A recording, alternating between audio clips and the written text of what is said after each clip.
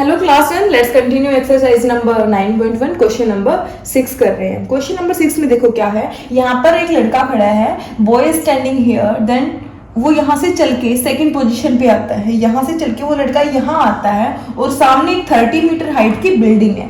ये यहाँ पे पूरी बिल्डिंग है, इस पॉइंट से लेके इस पॉइंट तक क्या है, बिल्डिंग है। वो यहाँ पर खड़ा होके उस बिल्डिंग को देख रहा है। पहले यहाँ खड़ा था, उस बिल्डिंग को देख रहा था, तो 30 डिग्री का एंगल ऑफ एलिवेशन था। फिर वो थोड़ा चल के आया तो इसने फिर ऊपर बिल्डिंग को देखा, तो उसका एंगल क्या होगा, 60 डिग्री एंगल होगा। और जो यहाँ पर ये बॉय स्टैंडिंग है, यहाँ पर कितनी हाइट है इसकी, 1.5 मीटर हाइट है इसकी। कितनी है, 1.5 metre.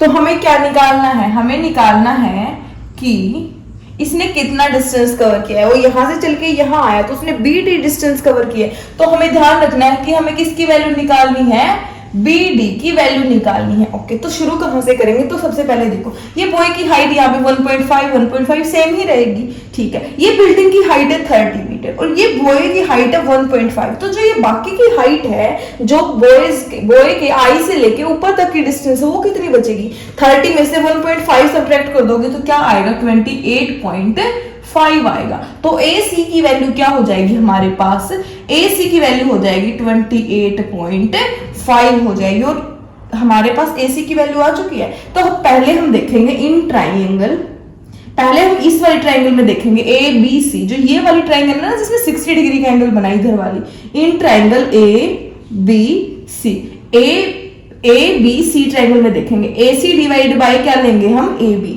AC divide by AB। AC क्या है, परपेंडिकुलर, परपेंडिकुलर बाय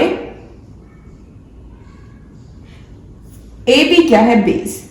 तो परपेंडिकुलर बाय बेस क्या होता है, टेंजेंट थीटा होता है। Tangent theta is equal to AC, AC की वैल्यू है 28.5 और AB की वैल्यू हमें फाइंड आउट करनी है, नहीं पता है, ठीक है।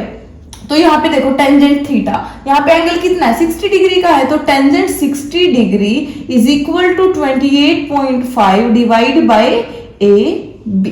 ओके, यहाँ पे टेंजेंट 60 की वैल्यू पुट करो। टेंजेंट 60 की वैल्यू होती है √3 is equal to 28.5 divide by AB। Cross multiply कर दीजिए, AB की मल्टीप्लाई √3 से AB, √3AB is equal to 28.5। तो यहां से हमें किसकी वैल्यू मिलेगी, यहां से हमें AB की वैल्यू मिल जाएगी।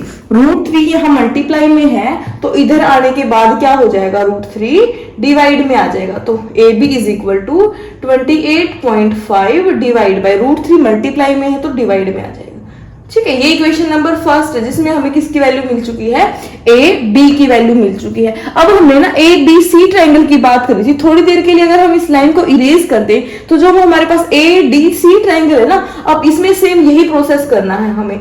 इन ट्राइंगल ADC, तो AC divide by AD, AC divide by AD is equal to perpendicular by base क्या होता है, टेंजेंट थीटा, टेंजेंट। और इस ट्राइंगल में एंगल कितने डिग्री का है, 30 है। तो क्या लेंगे, टेंजेंट 30 डिग्री। AC की वैल्यू वही 28.5 डिवाइड बाय AD की वैल्यू क्या है हमारे पास, AD की वैल्यू हमें नहीं पता है, वो भी हमें निकालनी है, इज इक्वल टू टेंजेंट 30 की वैल्यू है 1/√3। क्रॉस मल्टीप्लाई कर दीजिए, 28.5 √3 इज इक्वल टू AD, ठीक है। यहां से हमें AB और यहां से हमें AD की वैल्यू मिल चुकी है। तो अब हमें देखना है कि जो AB plus BD, AB plus BD किसके इक्वल है, AB ये है और BD ये है, दोनों को ऐड करोगे तो क्या मिलेगा, AD मिलेगा। क्या मिलेगा, AD मिलेगा।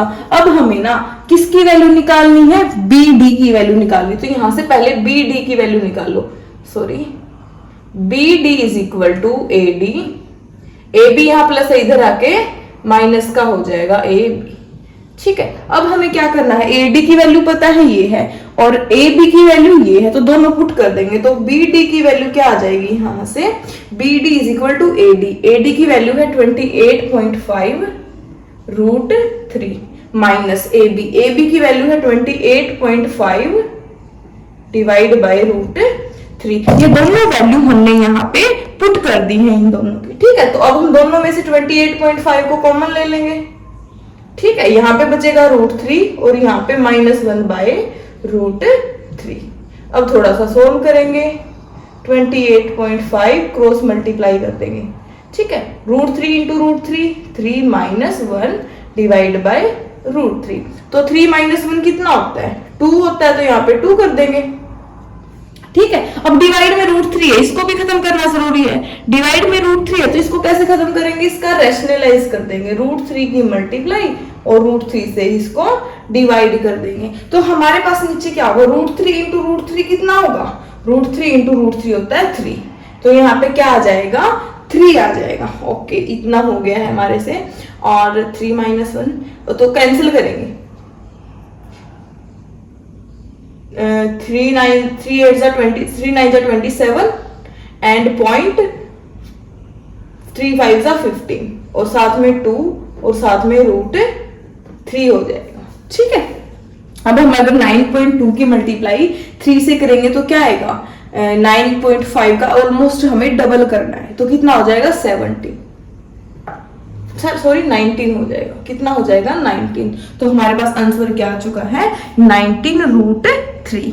ये किसकी वैल्यू आई है? हमारे पास BD की वैल्यू आई है। BD हमें निकालना था। BD क्या था? जो पहले यहाँ था वो बॉय, फिर यहाँ चला गया। BD क्या थी? उसकी डिस्टेंस कवर थी, जितनी उसने डिस्टेंस कवर की है, ठीक है। ये था हमारा आज का क्वेश्चन। थोड़ा सा लेंथी है पिछले क्वेश्चन के कंपैरिजन में। डाउट है तो पूछ लेना और इसकी PDF टेलीग्राम पे मिल जाएगी आपको। नेक्स्ट लेक्चर में करेंगे नेक्स्ट क्वेश्चन, ओके।